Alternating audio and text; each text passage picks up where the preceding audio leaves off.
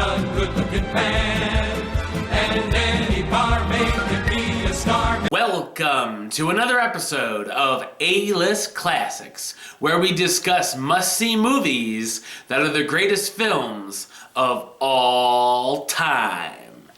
I am your host, the Game Changer, Wes Troop.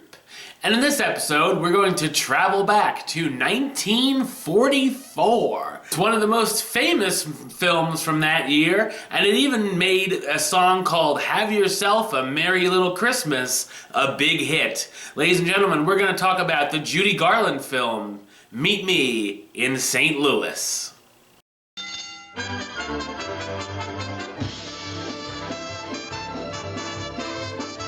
Set in St. Louis, Missouri, in the year leading up to the 1904 World's Fair, the Smith family is living in a comfortable upper-middle-class life, including Alonzo and Anna, their 4 daughters, and 1 son. The second oldest daughter, Esther, has fallen in love with the boy next door, John Truitt, even though she's never met him and he has no clue that she exists. The two finally meet at the Smiths' house party, and while the two are smitten with each other, it ends quite awkwardly. Later in the year, on Halloween, the two finally admit their feelings and start seeing each other.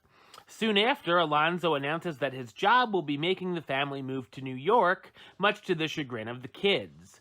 Will Esther and John be able to make things work out with the move looming? Meet Me in St. Louis is a wonderful musical drama. The film was based off of a number of short stories by Sally Benson that were published in the New Yorker magazine known as 5135 Kensington and would later be put in novel form in 1942 as Meet Me in St. Louis. The film was directed by Vincent Minnelli, who met the film star Judy Garland on set, and later the two were married and of course would end up having their daughter Liza. Meet Me in St. Louis opened on November 28, 1944, and ended up being the second highest grossing picture of the year.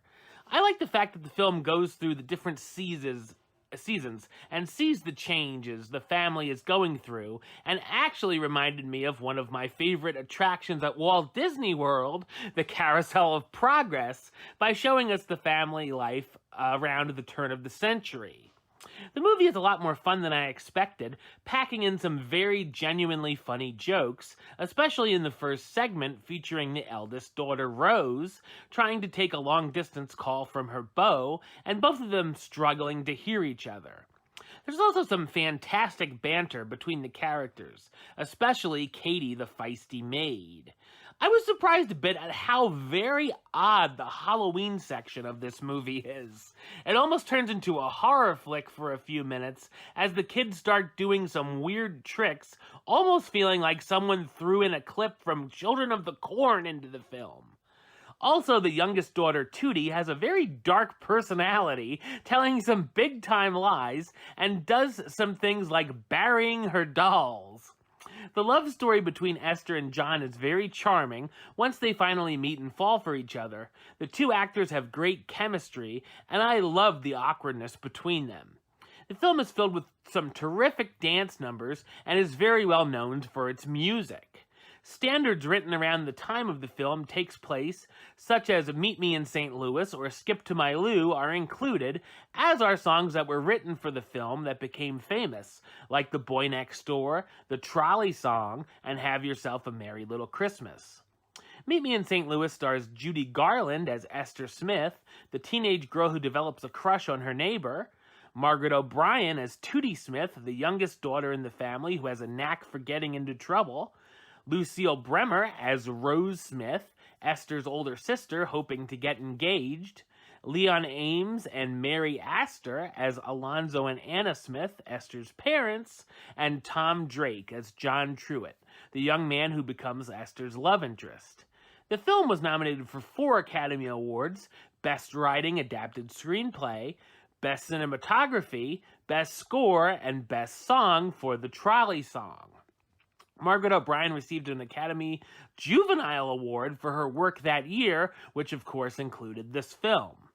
Meet Me in St. Louis gives us another standout performance from Judy Garland, lots of laughs, tons of charm, and is one of the great old-time musicals.